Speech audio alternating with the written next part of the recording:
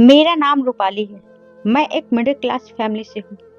इस वक्त मेरी उम्र 24 साल है। मैंने अपनी पढ़ाई पूरी कर ली थी और अब मैं एक ऑफिस में जॉब करती हूँ। एक दिन मैं ऑफिस से वापस आ रही थी कि तभी रास्ते में दो लड़कों ने मुझे अगवा कर लिया और मेरे साथ दुष्कर्म किया। मैं रोती बिलखती हुई घर वापस आ गई, लेकिन मैंने किसी को ना बताया। 6 महीने बाद ही मेरी शादी तय हो गई और जब मेरी शादी हुई तो शादी की रात मैं डर के मारे कांप रही थी। जैसे ही मेरे पति ने मेरा घूंघट उठाया तो मेरे मुंह से चीख निकल गई, क्योंकि मैं दुल्हन बनकर कमरे में पहुंची तो खुद से मेरा दिल बाहर आने को कह रहा था। शादी से लेकर आज विदाई तक मुझे यही डर था कि मेरा पति मेरी सच्चाई न जान ले। सहम सहम कर मेरा वक्त गुजर रहा था और अब वह घड़ी आ गई थी जब मेरा सामना अपने पति से होने वाला था। और मेरा दिल बुरी तरह से डर रहा था कि अगर इस वक्त इन्होंने मेरी सच्चाई जान ली तो क्या होगा। वह सच्चाई तो मैंने दुनिया वालों से ही नहीं बल्कि अपने घर वालों से भी छुपाया था। कमरे का दरवाजा खुलने की आवाज पर मेरा जिस्म कप कपाने लगा था। मेरा पति चलता हुआ मेरे पास आया और मुझे देखने लगा। मुझे इसके यूं देखने से भी खौफ लग रहा था। मेरा पति मेरे सामने बैठा और मेरा घूंघट उठा दिया। मैं इस वक्त बाकी दुल्हनों की तरह शर्माने की बजाय खौफ से कपकपा रही थी। मेरा पति मेरी तारीफ करने लगा और मेरा दिमाग सुन्न हो रहा था। हालांकि मेरे पति ने मुझे पहले भी देखा हुआ था। हमारी शादी 1 साल पहले ही तय हो चुकी थी। शादी फिक्स होने के बाद मेरे दिल में भी बाकी लड़कियों की तरह बहुत अरमान थे। मैं शर्माई हुई रहती थी। सब मुझे छेड़ते रहते थे, कभी घर वाले तो कभी सहेलियां, और मैं सबकी छेड़छाड़ सुन दिल ही दिल में खुश होती रहती। अपने पति की मैंने तो बस एक ही झलक देखी थी और मेरा दिल जोर जोर से धड़क रहा था। हालात वही रहते तो यकीनन मैं आज शर्माते हुए धड़कते दिल से यह तारीफ वसूल कर रही होती। मगर 1 माह पहले मेरे साथ ये हादसा हो गया और इसने मेरी हस्ती ही हिला दी थी। मेरा दिल दुनिया से और अपनी जिंदगी से उड़ गया था। मैं हर पल खौफ के साए से गुजरती हुई आज यहाँ तक पहुंची थी और आज मैं पूरे हक से इनके पास आई थी तो डर के मारे मेरा दिल कांप रहा था। मेरा पति मुझसे बात कर रहा था और मुझे इनकी नजरें अजीब सी महसूस हो रही थी। बात करते हुए ही इनकी नजर मेरे पूरे बदन को टटोल सी रही थी। मैं सहम गई थी। उन्होंने मुझे ऊपर से नीचे तक बड़ी गौर से देखते हुए बहुत अजीब सी बात कह दी, जिसने मुझे फिर से सूली पर लटका दिया था। मुझे लगा इन्हें मेरा राज पता चल गया है, मेरी वह हकीकत जो मैं इनसे छुपा रही थी। शायद वह जान गए थे। मगर मुझे तब हैरत हुई जब उन्होंने सर झटका और कहा कि मैं थक गया हूँ और यकीनन तुम भी थक गई होगी, तो कपड़े बदल कर सो जाओ। मुझे हिदायत देते हुए ही सो गए थे। मैं अपनी जगह बैठी हुई रह गई थी। अजीब इंसान था, इसने मुझे छुआ ही नहीं। मुझे इस बात पर परेशानी हो रही थी और मेरा दिल बहुत भारी होने लगा था। मैं कपड़े बदलकर उदास दिल के साथ लेट गई थी, मगर मेरे दिमाग में यह घूमे जा रही थी कि पहली रात मेरे पति ने मेरे साथ कुछ करने के बजाय इधर उधर की बातें करके सोने के लिए कह दिया था। पूरी रात मैं इसी परेशानी से सो नहीं पाई थी। अगले दिन मेरे मुंह दिखाई का कार्यक्रम रखा गया और मैं बड़ी मुश्किल से अपने चेहरे पर मुस्कुराहट सजाए बैठी रही। आज भी मेरी सबने बहुत तारीफ की थी, क्योंकि मैं बहुत ही खूबसूरत लड़की थी।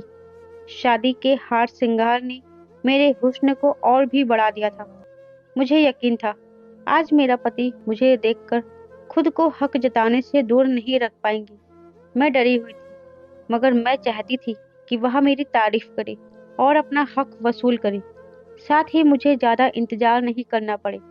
और जब मेरा पति कमरे में आया तो इनका मिजाज बहुत अच्छा हो रहा था। मुझे थोड़ा डर भी लग रहा था, लेकिन उस वक्त मुझे शॉक्ड लगा जब मेरे पति ने रिसेप्शन वाली रात में यहाँ वहाँ की बातें करके मुझे सोने को कहा और खुद भी सो गए। मैं सदमे में अपने बेड पर बैठी थी। क्या मुझ में इतनी कशिश भी नहीं थी? कि मेरे पति मेरी तरफ आकर्षित होता। मेरा दिल बुरी तरह से डूब रहा था। मेरी हालत अजीब सी होने लगी थी।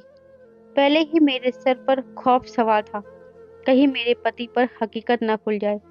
ऊपर से मेरे पति का अजीब रवैया मुझे बेहाल कर रहा था। लेकिन मेरे पति बहुत अच्छे इंसान थे, मुझसे बहुत प्यार से पेश आते थे। मगर उन्होंने अब 1 महीना गुजार दिया था, लेकिन मेरे साथ रिश्ते की कोई बुनियाद न रखी थी। उन्होंने आज तक मुझे अपनाया नहीं था। मेरा दिमाग पर बहुत गहरा असर पड़ रहा था। मुझे फिर से अपने साथ हुए हादसे के बुरे ख्वाब रातों को जगाने लगे थे। मेरी हालत दिन ब दिन बिगड़ती जा रही थी। मैं हर वक्त डरी रहती। अब मेरा तीसरा महीना शुरू हो गया तो मेरे जिस्म में बदलाव आने लगे और मैं चाहती थी सबसे पहले मेरे पति से मेरा मजबूत रिश्ता बन जाए। मगर ऐसा नहीं हो पाया था और अब यकीनन मेरी हकीकत खुल जाती। मैं लगातार दबाव में रहने की वजह से मेरी हालत खराब हो रही थी। एक दिन मेरी तबीयत बहुत ज्यादा बिगड़ी तो मेरे पति मुझे डॉक्टर के पास लेकर गए। डॉक्टर ने मेरा चेकअप करके वही कहा जिसका मुझे डर था। वह बोल रही थी कि मैं माँ बनने वाली हूँ और मेरी प्रेगनेंसी को तीसरा महीना शुरू हो चुका है। मैं सहमी हुई थी, सिर झुकाकर बैठी थी। अब यकीन था मुझे कि मेरे पति मुझसे सारे रिश्ते खत्म कर लेंगे। कोई भी गौरवपूर्ण इंसान यही करता। मेरा दिल कह रहा था कि मेरा पूरा बदन बेजान और ठंडा हो रहा था। डॉक्टर साहब मेरे पति को सलाह दे रहे थे कि जहनी दबाव की वजह से मेरी हालत नाजुक है और मुझे अच्छी खुराक के साथ साथ अच्छे माहौल की भी जरूरत है। वो जानते थे कि मेरा यह नाजायज बच्चा है। मेरी आंखों में 3 माह पहले हुए हादसा किसी फिल्म की तरह चल रहा था। 3 महीने पहले, अपनी शादी के 1 माह पहले, सुबह मैं अपने ऑफिस जा रही थी। मुझे 2 नकाबपोश नौजवानों ने अगवा कर लिया था। मैं उस वक्त एक सुनसान जगह पर थी, इसलिए मेरी चीख पुकार से भी कोई फायदा नहीं हुआ था। पर वह लड़के वही करीब में किसी सुनसान जगह ले जाकर मेरी बेबसी का फायदा उठाते हैं और मेरी इज्जत लूटने लगते हैं। मैंने बहुत फरियाद की, मैंने बहुत वास्ते दिए, मगर वह बहरे हो चुके थे। मैं चीखना चाहती थी, मगर मेरी आवाज दबा दी गई थी। मैं कुछ नहीं देख पाई थी, न ही मैं ज्यादा कुछ जानती थी। मुझे बस इतना याद था कि लड़का जिसने मेरे साथ ये वारदात की थी, उसके पूरे चेहरे पर अजीब सी शक्ल का स्याही मास्क का चेहरा लगा हुआ था और उसके शर्ट पर भी अजीब सा कुछ लिखा हुआ था। मगर यह सबूत इन्हें बाद में तलाश करने के लिए काफी नहीं थे। उन्होंने बेहोशी की दवा सुंघा दी थी।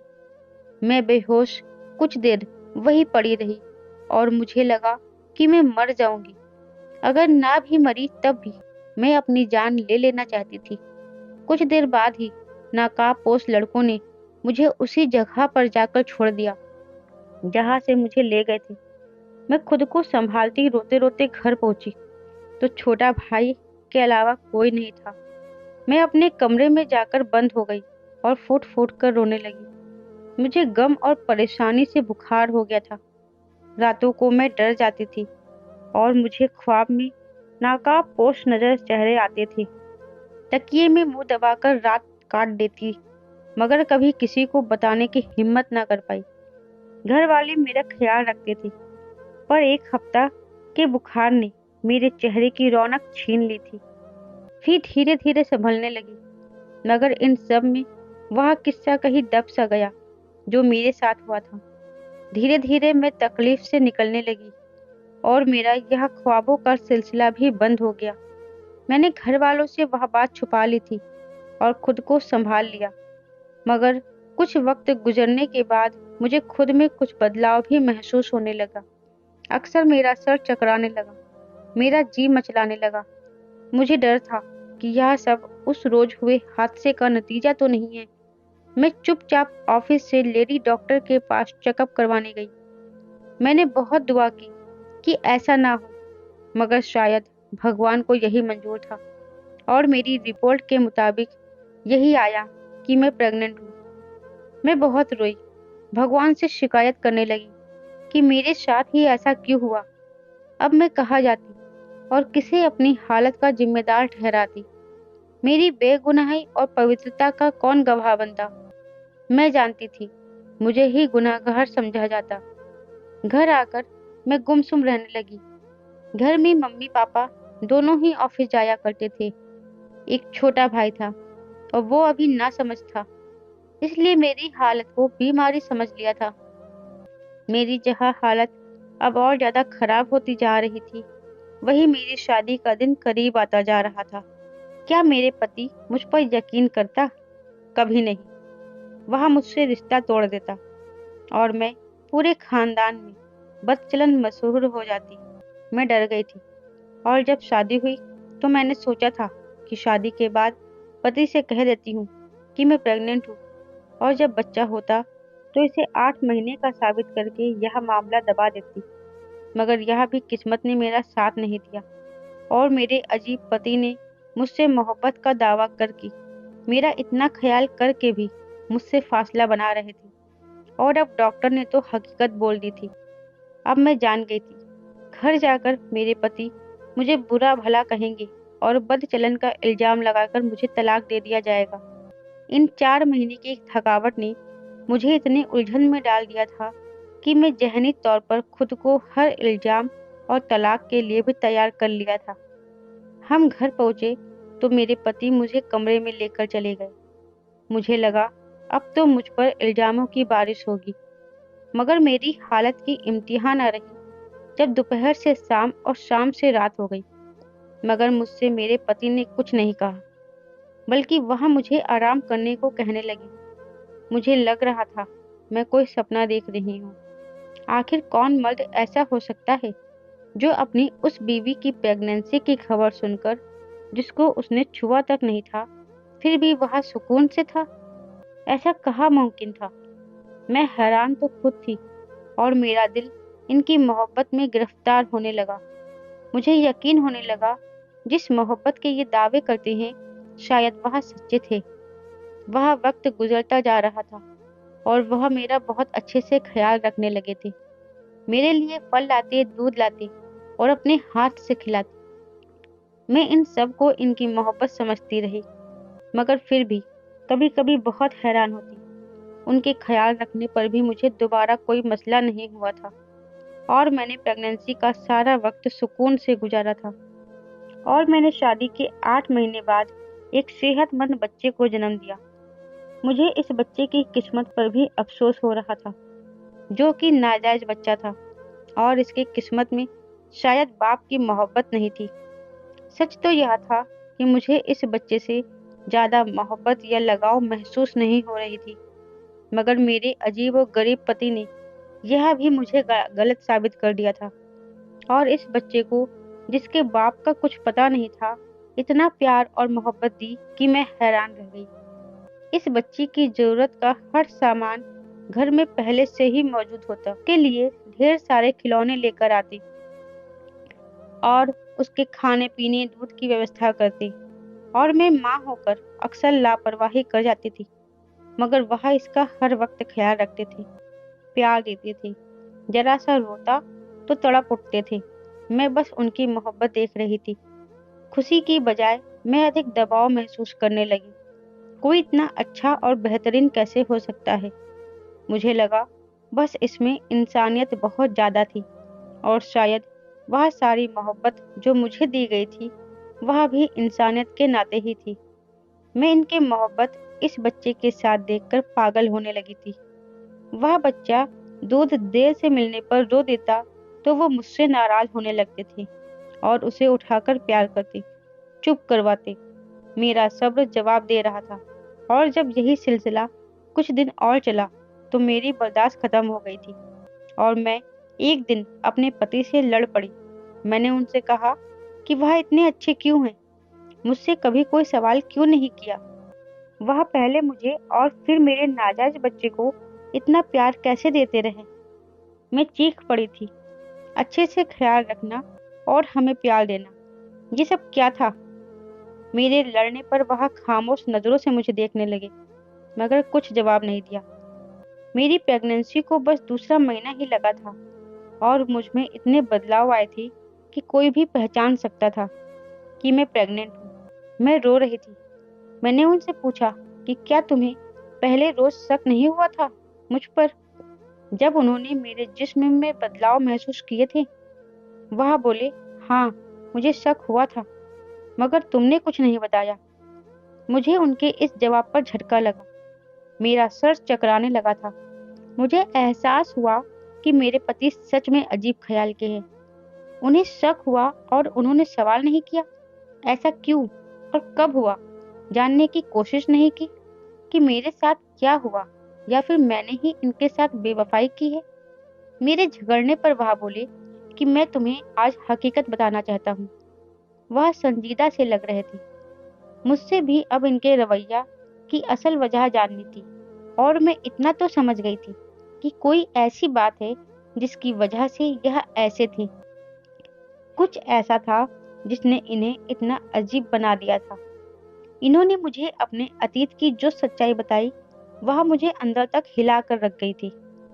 उन्होंने बताया कि इनकी माँ के साथ इसी तरह की जाती हुई थी, और जब उनकी शादी हुई तो वह माँ बनने वाली थी। और उन्होंने भी मेरे बाप को यह कुछ भी नहीं बताया, बल्कि सच को अपने अंदर दबा कर रखा। वह जब शादी करके आ गई थी, और जब शादी के बाद मेरे बाप को यह हकीकत पता चली, तो उन्होंने बहुत हंगामा किया। इन्होंने मेरी माँ को बदचलन के ताने दिए और बहुत बातें सुनाई थी। अजीब बात यह थी कि वह अपनी बीवी को छोड़ने के लिए भी तैयार नहीं थी। अपनी बीवी को अपनाए रखा, रिश्ता कायम किया, मगर बस इतना ही कर पाए, इससे ज्यादा नहीं कर पाए थे। हालांकि मेरी माँ के साथ जाती हुई थी और उनका कोई कसूर नहीं था। वह मेरे बाप के ताने और डांट फटकार सुनती रही और सहती रही। फिर मैं पैदा हुआ। मैं नाजायज बच्चा था, और मेरा मुकाम एक जायज बच्चे वाला नहीं था। जहाँ मेरे बाप ने दिल बड़ा किया और मुझे अपना नाम दिया, मुझे घर में रखा, पढ़ाया लिखाया, वही एक फर्क रह गया था, क्योंकि मैं नाजायज था। मेरे मेरे असली बाप की खबर तक नहीं थी, तो मुझे अपने माँ के पति से सगे बाप वाली मोहब्बत नहीं मिली थी। मेरे पास दुनिया की हर ऐशो आराम थी, मगर माँ बाप का पूरा प्यार और लाड कभी नहीं मिला था। फिर मेरे और भाई बहन पैदा हो गए। वह मेरी माँ की जायज औलाद थी और मेरे बाप की सगी औलाद, इसलिए उनकी इस घर में अलग जगह थी, और उनको जो मोहब्बत मिली वह मुझे कभी नहीं मिली। मैं यह सब देख देख कर बड़ा हो रहा था, और मेरे अंदर बहुत सी बुराइयों ने जन्म ले लिया था। मेरे अंदर अब जहर भर गया था। मैं अपनी माँ से अक्सर लड़ता था। मैं अपनी माँ से यह शिकायत करता था, जब शादी से पहले इनके साथ यह सब कुछ हुआ था, तो उन्होंने मेरे बाप को क्यों नहीं बताया? उन्हें अपने होने वाले पति को पहले से सच्चाई बता देनी चाहिए थी। अपने पति को इस फैसले का हक देती। मेरी नजर में मेरी माँ के पति का कोई कसूर नहीं था। मेरी माँ ने इनसे छुपाकर इनके साथ ज्यादती की थी। इनके हाथ बंद बांध दिए गए थे। हालांकि इस मर्द में इतनी हिम्मत थी कि इन्होंने एक प्रेग्नेंट बीवी को अपनाया और ऐसे रिश्ते को खत्म नहीं किया। यहाँ तक कि इसने नाजायज बेटे को भी अपना नाम दिया। इस मर्द को अगर शादी से पहले हकीकत का पता होता, तो भी अब मेरी माँ को ना छोड़ता। हाँ, बस इतना होता कि वह इस अकड़ में रहता कि अब फैसला इसने अपनी मर्जी से किया है। इससे यह मान होता कि मेरी माँ ने इस पर एतबार किया। मेरे पति बोल रहे थे, और मैं जैसे बर्फ की तरह बन चुकी थी। यानी मैंने पति की माँ वाली किस्मत पाई थी। तो यह था वह अतीत जिसकी वजह से उन्होंने शक होने पर भी मुझसे सवाल नहीं किया, बल्कि हकीकत पता चली तो लड़ने के बजाय दिल से अपना लिया। मेरे पति ने मेरी तरफ देखा और मुझसे कहा कि मेरा तुमसे यही सवाल है, तुमने मुझसे क्यों छुपाया? क्या तुम इस सब में शामिल थी? क्या तुम्हारा किसी से नाजायज संबंध था? इनके सवाल पर मैं तड़प उठी थी। मैंने जल्दी से ना में सर हिलाकर इनकार किया और इन्हें यकीन दिलाने लगी कि ऐसा कुछ नहीं था। मैंने कसम खाई और कहा, मैं बेकसूर हूँ। मैं नकाबपोश नौजवानों को नहीं जानती थी। मैंने तो शक्ल तक नहीं देखी थी। मैं पवित्र हूँ। और मेरा कभी किसी गैर मर्द के साथ ऐसा कोई संबंध नहीं था। मैंने अपने दिल में अगर किसी को रखा था तो वह सिर्फ मेरा पति था। मेरे यकीन दिलाने पर वह बोले कि जब ऐसा था तो क्यों छुपाया, खुद क्यों नहीं बताया कि तुम्हारे साथ जाती हुई थी। तुम तो खुद भी मजबूर थी, तो फिर क्यों खौफ में थी, क्या बात थी, आखिर क्यों मेरी माँ वाली बेवकूफी दोहराई। मैं अपने पति के सवाल पर निढाल सी हो गई थी। मैंने कहा कि मैं क्या बताती, औरत सिर्फ इल्जाम से डरती है। मुझे यही खौफ था, मुझ पर यकीन नहीं किया जाएगा। मेरे पास कोई सबूत नहीं था और मैं आपको क्या बताती, जबकि आज के दौर में तो ऐसे इंसान भी बहुत कम रह गए हैं। लोग तो एक छोटे से इल्जाम पर रिश्ते तोड़ देते हैं। मैं भी तो खुद वह सब झेल चुकी थी। मैंने इनकी बात पर इन्हें कहा कि मुझे क्या खबर थी कि आप मुझ पर यकीन करेंगे या नहीं। काश आप तब सवाल कर लेते तो मैं खुद बता देती, उस समय कुछ भी ना छुपाती। मुझे अंदाजा होता कि मेरे पति इतने अच्छे इंसान हैं, तो मैं अपनी जहनी दबाव क्यों उठाती। मेरे रोने पर मेरे पति ने मेरा हाथ थामकर मुझसे कहा कि अब याद रखना, मुझे तुम पर यकीन है, अब ज्यादा मत सोचना। मैंने प्यार भरी नजरों से इन्हें देखा। दिल की मोहब्बत पर खुशी से भड़क उठा था। मुझे लगा आज शायद सब कुछ सही हो चुका है। मुझे लग रहा था मैंने और मेरे पति ने अपनी अपनी अतीत का हर सच्चाई एक दूसरे को बता दिया है। मगर मैं गलत थी। अभी तो मैं बहुत सच्चाई से अनजान थी। अभी तो मेरे सर पर आसमान गिरना बाकी था और मैं इन सब से बेखबर खुश हो गई थी। मेरी जिंदगी अपने पति के साथ अच्छी और सुकून से गुजरने लगी। अब मेरा एतबार अपने पति पर कुछ ऐसे कायम हो गया था कि मैं अपनी हर एक बात इन्हें बताने लगी।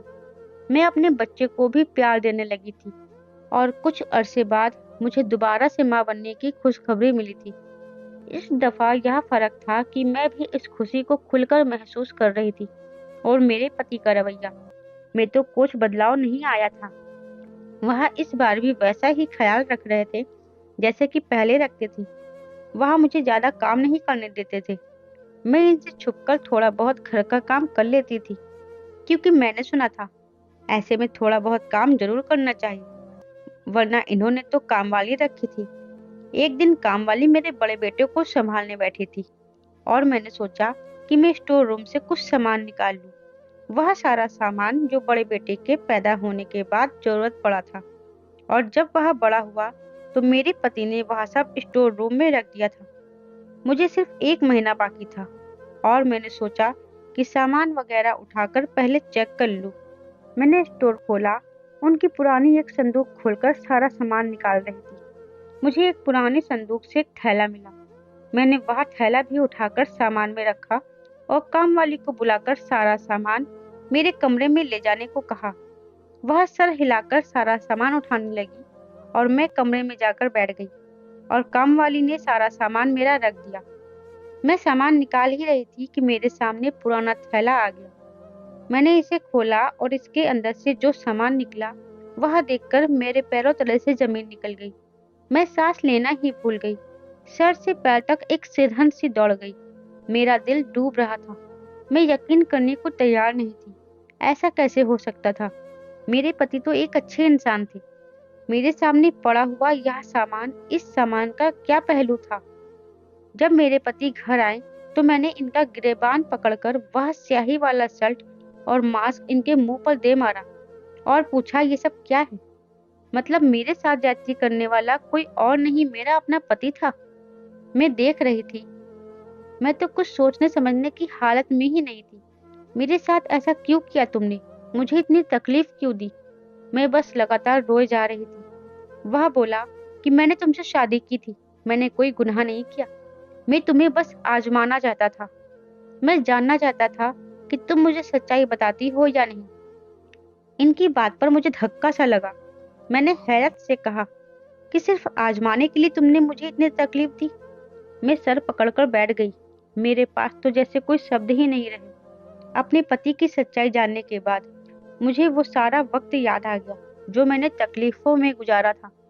अगर मुझे सच्चाई मालूम ना होती तो मैं तो सारी जिंदगी इसी तकलीफ में रहती। मेरे दिल में अपने पति के लिए मोहब्बत एकदम खत्म सी हो गई थी। मेरा दिल कह रहा था मैं यह घर छोड़कर चली जाऊं और वापस ना आऊं। मैंने घर छोड़कर जाने का इरादा किया तो मेरे बच्चे ने मेरे कदम जकड़ लिए थे। जैसा भी था, मैं उनकी माँ थी। मेरा बच्चा, जिसे मैं नाजायज समझकर इसे सभी बच्चों की तरह इसका हक, इसकी मोहब्बत भी ना दे सकी। अब तक मुझे इसका दुख हो रहा था। इस बच्चे ने अब तक नाजायज जैसा वक्त गुजारा था। मुझे पति से बहुत नफरत महसूस हो रही थी, लेकिन मेरे पास वापसी का कोई रास्ता नहीं था। वह एक जहनी मरीज था। जो कुछ भी इसके ऊपर गुजरा था, वह जिस तरह का उसका बचपन गुजरा था, इन सब के हालातों ने उसे एक जहनी मरीज बना दिया था। उनके बचपन के हालात को सोच रही थी कि अगर मैं इन हालात से गुजरती तो शायद मैं भी इसी तरह की मरीज बन जाती। क्योंकि जब से मेरे साथ वह हादसा हुआ था, मुझे जहनी बनने में कोई शक नहीं था। आज मैं रो रही थी, बहुत रो रही थी। जिसे अच्छा इंसान समझती थी, मेरी बर्बादी का जिम्मेदार वह खुद था, और मैं पहले की तरह बेबसी के साथ रहने पर मजबूर थी कि मैं इसके बच्चों की माँ थी, और अपने बच्चों को छोड़कर मैं इन्हें इनके बाप जैसा नहीं बनाना चाहती थी। अब मुझे अपने बच्चों के लिए ही सही, पर यहीं पर रहना था। दोस्तों, मेरे पति ने अपने बचपन में बहुत कुछ सहा था, मगर उन्होंने मेरे साथ जो किया वह भी अच्छा नहीं था। दोस्तों, आपको क्या लगता है? हमें कमेंट बॉक्स में जरूर बताइएगा। दोस्तों, कहानी अच्छी लगी हो तो वीडियो को लाइक और शेयर करें, और चैनल पर नए हो तो चैनल को सब्सक्राइब जरूर करें। साथ ही बेल आइकन को जरूर प्रेस करें, जिससे अगली वीडियो की अपडेट सबसे पहले आपको मिले।